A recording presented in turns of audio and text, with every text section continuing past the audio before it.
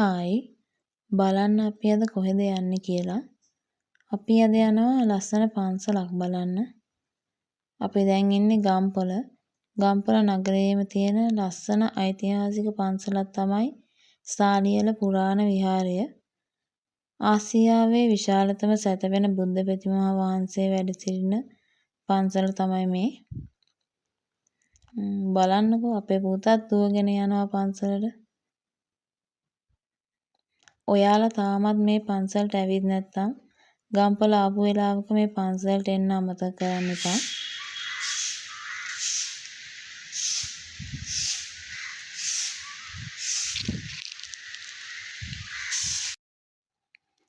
මෙම බුද්ධ ප්‍රතිමා වහන්සේ දිගින් අඩි 132ක්ද උසින් අඩි 30ක්ද වෙනවා.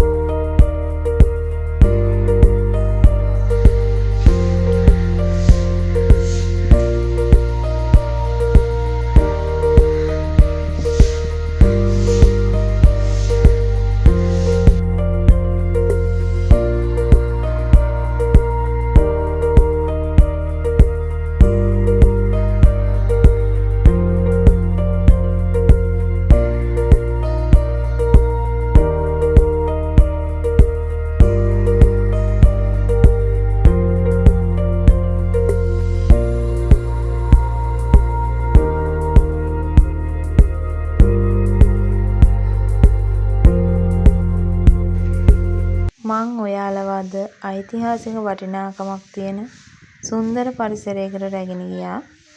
නැවත මෙවැනි සුන්දර පරිසරයකින් හමු වෙනතුරු ඔයාලා හැමෝම සතුටින් පරිස්සමෙන් ඉන්න. මං අදට ගිහින් එන්නම්. හැමෝටම ආදරේ.